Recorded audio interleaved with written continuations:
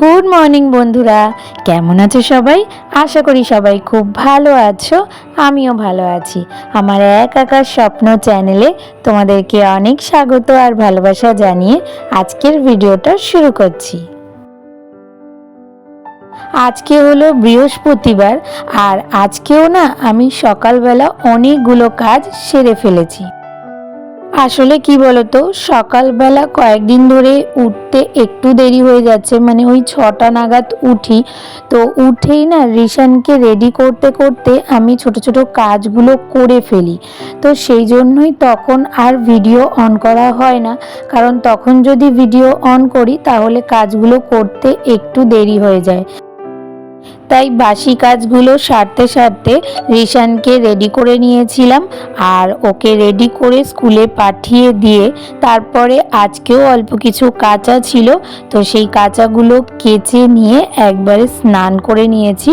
আর কাচতে কাচতেই না আজকে একটু রান্না করে নিয়েছি, মানে ওই যে দেখতে পারলে উচ্ছে কুমড়ো ভাজাটা করা হয়ে গেছিলো। আর এই যে এখন হচ্ছে গিয়ে ডিমের ঝোলটা করে নিচ্ছি, কারণ আজকে রান্না করব উচ্ছে কুমড়ো ভাজা আর ডিমের ঝোল। তবে আজকে না ইচ্ছা আছে ডিমের ঝোলটা একটু ফুলকপি আলু দিয়ে করব, কারণ ফুলকপি আলু দিয়ে ডিমের ঝোল খেতে কিন্তু দারুণ লাগে। তাই কালকে রাত্রিবেলা না একটু বাজারে গেছিলাম, আর বাজার থেকে ফুলকপি নিয়ে এসেছি আজকে ডিমের ঝোল করব বলে। তো অনেক গল্প তো হলো, আরও গল্প হবে। তার আগে তোমাদেরকে বলবো, তোমরা যারা যেখান থেকে আমার ভিডিওটা দেখছো প্লিজ পুরো ভিডিওটা একটু স্কিপ না করে দেখার চেষ্টা করো। আশা করি তোমাদের ভালো লাগবে।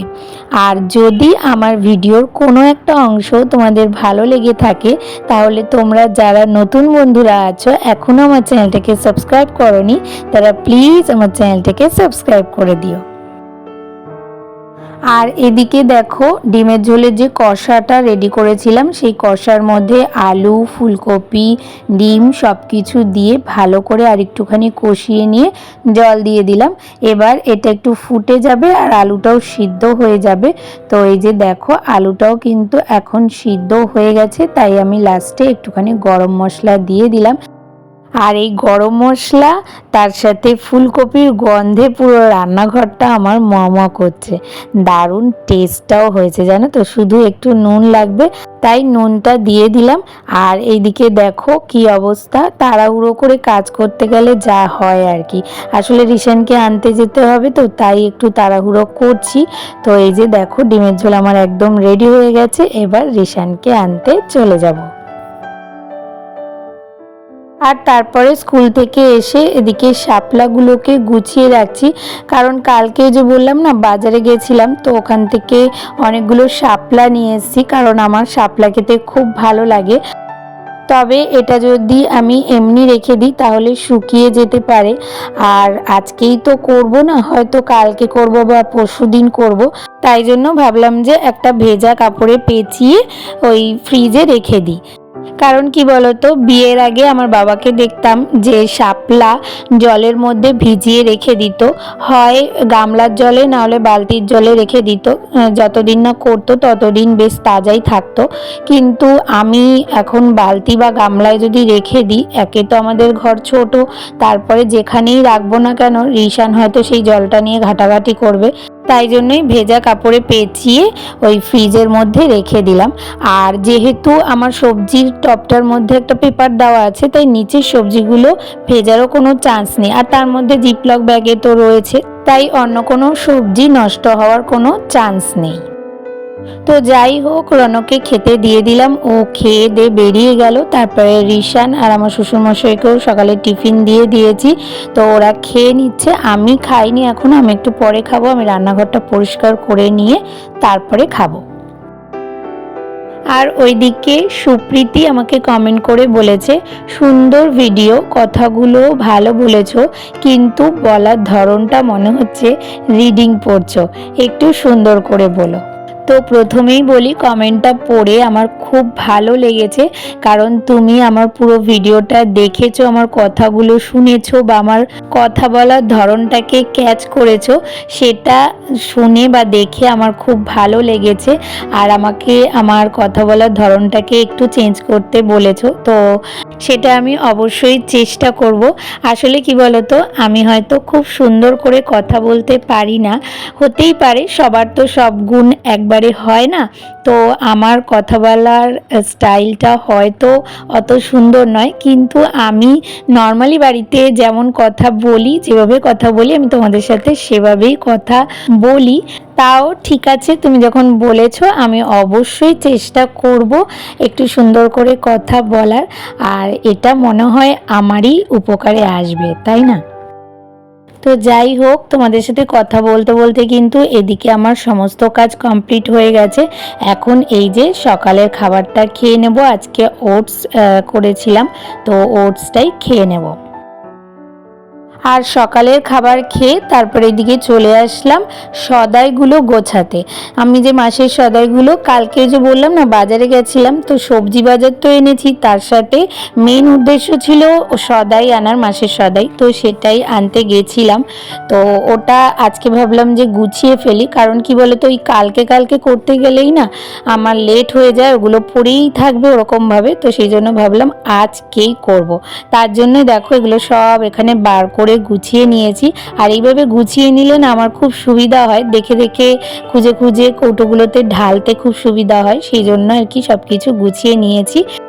তো ওগুলোর মধ্যে যেগুলো ধরো ঢালতে লাগবে না, মানে এখন না ঢাললেও চলবে, পরে ঢালবো, হয়তো আছে কিছুটা, ওটা আগে শেষ করে নেব তারপরে ঢালবো।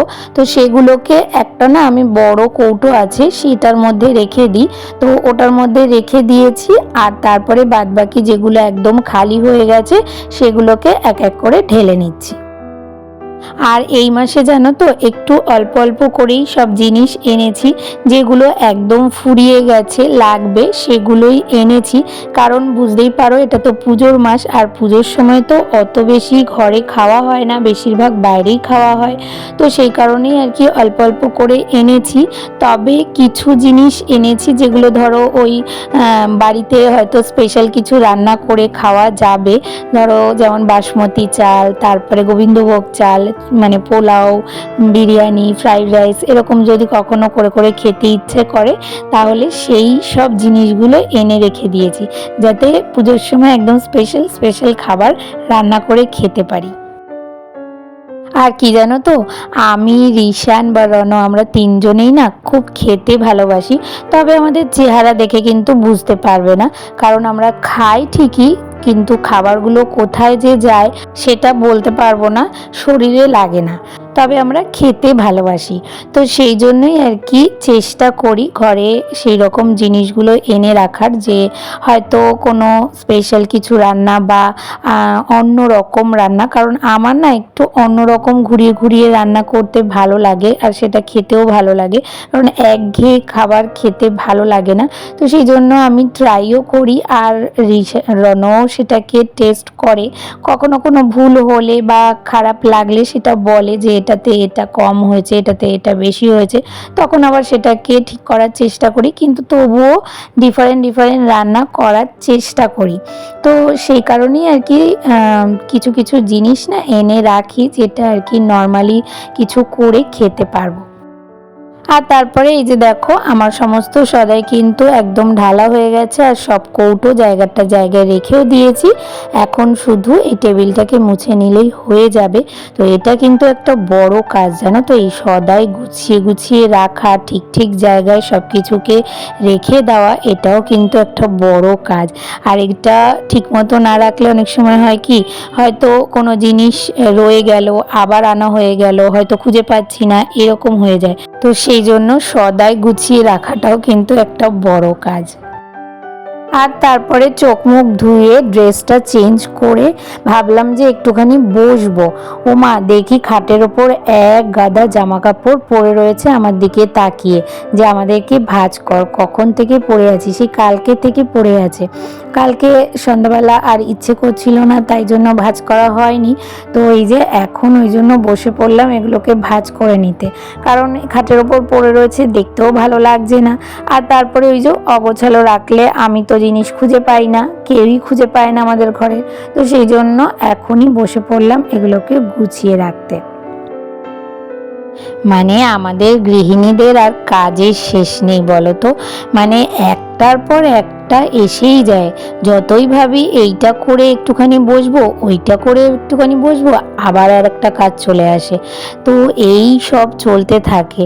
সেই জন্য আমাদের কাজগুলো খুব সহজ মনে হলেও হয়তো অনেকেই ভাবে যে ঘরেই তো থাকে, বাড়িতে সারাদিন থাকে, কি আর কাজ, ওই তো রান্না করা আর ঘর দুয়ার মোছা ঝাড়া, আর তো সেরকম কিছু কাজ নেই। কিন্তু সংসারে 24টা ঘন্টা যে কি কি কাজ থাকে সেটা একমাত্র একজন হাউসওয়াইফই বলতে পারবে। তো যাই হোক, জামা কাপড়গুলো ভাঁজ করতে করতে কিছু জামা কাপড় ছিল ইস্ত্রি করার, খুবই অল্প, ওই রনর দুটো শার্ট আর আমার একটা কুর্তি। তো ভাবলাম এটাই আর বাদ রাখি কেন, এটাও করে ফেলি, তাহলে একদম কমপ্লিট হয়ে যাবে, হয়তো একেবারেই বসতে পারবো। তো সেই জন্য এটাও করে নিলাম। গুড ইভিনিং বন্ধুরা, তো চলে আসলাম একেবারে সন্ধ্যাবেলা। আর সন্ধ্যাবেলা ভেবেছিলাম জানো তো যে কিছু গাছ গুছিয়ে রেখে দেব কালকের জন্য, কারণ কালকে ইচ্ছে আছে ডাইনিং রুমটা একটু ঝাড়বো। কিন্তু এইদিকে দেখলাম যে আমার দিদিভাই, জিজু, তৃষান ওরা এসেছে হঠাৎ করে। তবে কিছু খুশির খবর নিয়ে, সেটা সারপ্রাইজ, তোমাদেরকে পরে অবশ্যই জানাবো। তাই এখন রিশান ওর যে ব্লগগুলো আছে ওগুলো দিয়ে ওই দুর্গা ঠাকুরের প্যান্ডেল এইসব বানিয়েছে। আর আমার জিজু আর তৃষান মিলে ঢাক ঢোল বাজাচ্ছে আর ও নাচ করছে। এটা হচ্ছে দুর্গাপুজোর ধুনুচি নাচ হচ্ছে। সত্যি দুর্গাপুজো আসলে আমাদের মনে কেমন একটা আনন্দ চলে আসে, তাই না বলো? তো যাই হোক, এখানেই তাহলে ভিডিওটা শেষ করব।